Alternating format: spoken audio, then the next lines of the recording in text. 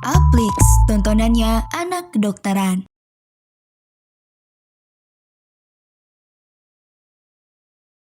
Hai teman Apex, kembali lagi bareng aku, Kak Adel. Di video kali ini kita akan belajar tentang bedah, khususnya bedah digestif.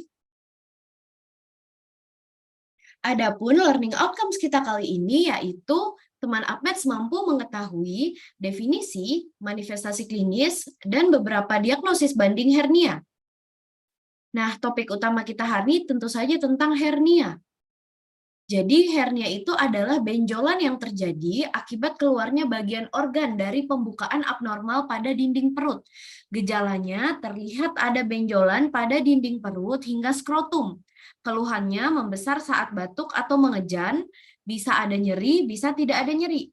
Bisa dimasukkan, bisa juga dia menetap atau tidak bisa dimasukkan. Nah, jenisnya tuh macam-macam. Ada umbilical hernia kalau persis di umbilikus, ada juga epigastric hernia. Ada incisional hernia, ini bagian mungkin bekas operasi yang dulu pernah diinsisi. Terus ada Spigelian hernia, ini jarang sih. Nah, yang sering tuh anak kecil nih, umbilical hernia. Terus pada orang tua sering nih, inguinal hernia. Femoral hernia juga lumayan. Nah, derajat hernia itu dibagi jadi beberapa klasifikasi. Ada yang namanya hernia reponibilis, itu dia bisa keluar dan masuk sendiri. Jadi kadang waktu batuk atau waktu bersin, pokoknya kegiatan-kegiatan di mana tekanan intraabdominal meningkat, ya dia bisa keluar sendiri. Namun kalau udah tidak meningkat lagi, dia akan masuk sendiri lagi. Kemudian ada yang namanya hernia irreponibilis, itu kebalikannya, dia tidak bisa masuk kembali, jadi dia menetap terus benjolannya. Lalu ada hernia incarcerata, dia tidak bisa masuk, dan ada gangguan pasase. Jadi dia tidak bisa flatus, tidak bisa BAB, dan ada tanda-tanda obstruktif. Terakhir ada yang namanya hernia strangulata. Nah ini yang paling ngeri, karena dia sudah tidak bisa masuk, ada nyeri hebat, bahkan sampai iskemia, karena dia sudah melibatkan pembuluh darah, hingga nekrosis, bahkan demam. Nah, penunjangnya bisa kita periksa dengan USG, ini adalah pemeriksaan gold standar untuk hernia, atau selain itu herniografi, dan tata laksananya untuk reponibilis dan irreponibilis adalah operasi elektif, yaitu herniografi. Kalau strangulata yang udah hebat banget, ini udah kegawatan, berarti dia harus dilakukan operasi Cito. Nah, dia ada beberapa jenis, tapi yang paling sering itu adalah hernia inguinalis.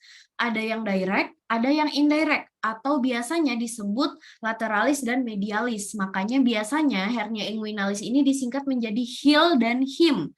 HIL itu hernia inguinalis lateralis, HIM itu adalah hernia inguinalis medialis. Oke, kalau hernia inguinalis yang direct atau medialis, dia itu melewati trigonum Hasselbalch. Jadi bisa kita periksa dengan finger test dan teraba di sisi jari atau jari tengah kita. Seringkali pada orang tua. Dia melewati trigonum Hasselbalch. Jadi kalau finger test dilakukan, dari sini nih jarinya seolah-olah dimasukkan ke inguinal canal, dia akan teraba di tengah-tengah jari kita. Itu hernia inguinalis yang direct. Kalau yang indirect, dia lateral dari vasa epigastrika inferior. Jadi dia melalui annulus inguinalis internus. Lewat sini nih, lewat ring inguinal ring yang internal. Jadi ketika dilakukan finger test, teraba di ujung jari atau jari telunjuk.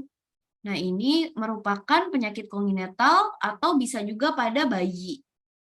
Ini ada beberapa pemeriksaan dari hernia inguinalis, ada thumb test, ada finger test. Kalau yang ada di gambar sini itu adalah Siemens teknik. Jadi dia menggunakan 3 jari. 3 jari itu yang jari telunjuk, tengah, sama jari manis. Ketiganya ini menargetkan annulus internus, annulus externus, dan fossa opalis. Bedanya apa? Kalau jari telunjuk itu untuk menilai inguinal dalam atau indirect hernia. Kalau jari tengah untuk menilai inguinal superficialis atau direct hernia. Kalau jari manis untuk melihat hernia femoralis. Jadi bedanya gimana? Kalau misal benjolannya teraba di bagian jari tengah, berarti dia merupakan hernia inguinalis superficialis atau hernia direct. Kemudian untuk thumb test dia menggunakan jari jempol atau ibu jari. Jadi ibu jari pemeriksa diletakkan pada anulus internus. Anulus internus itu bagian sini ya. Jadi jempolnya ditaruh di bagian anulus internus nih. Minta pasien untuk mengejan. Kalau misal teraba atau benjolannya keluar, berarti dia adalah HIL, hernia inguinalis lateralis. Bila tidak keluar benjolannya, berarti dia HIM alias medialis.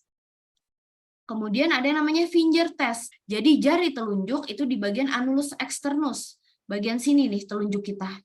Nanti bila teraba di ujung jari berarti dia HIL. Kalau teraba di sisi medial jari berarti dia HIM. Nah, selain itu juga ada hernia femoralis dan hernia umbilicalis. Ini dua yang sangat sering setelah hernia inguinalis. Kalau femoralis, dia keluarnya hernia dari fossa ovale di bawah ligamentum inguinale. Nah, ini sering terjadi pada wanita tua. Faktor resikonya adalah pada orang yang obesitas dan kehamilan multipara atau anaknya banyak. Nah, ini sering banget mengalami incarcerata. Kalau hernia umbilicalis, dia bagian bawah pusat membesar saat menangis, terutama pada bayi. Kalau cincin hernianya kurang dari 2 cm, maka bisa regresi spontan, bisa observasi dulu. Kalau cincin hernia lebih dari 2 cm, maka dilakukan tindakan operatif. Cincin hernia itu bisa tertutup kurang dari 1 tahun. Jadi intinya kita observasi tergantung dari ukuran cincin juga. Kalau lebih dari 2 cm, maka dilakukan tindakan operatif. Oke, sekarang kita kuis ya. Kamu bisa pause video ini dulu, nanti kita bahas bareng-bareng. Seorang perempuan usia 30 tahun datang ke puskesmas dengan keluhan benjolan pada perut kiri bawah sejak 3 bulan yang lalu. Awalnya, benjolan hilang timbul dengan sendirinya atau bantuan jari, namun saat ini menetap tidak dapat direposisi. Vital sign dalam batas normal, kemudian pemeriksaan fisik tampak benjolan pada inguinal sinistra, tidak nyeri dan terdengar bunyi usus. Berdasarkan sifatnya, apakah yang dialami oleh pasien? Jawabannya adalah B. Hernia inguinalis irreponibilis. Oke, materi kita sudah selesai. Kita lanjutkan di video berikutnya ya. Sampai jumpa teman Upmaths. Bye-bye.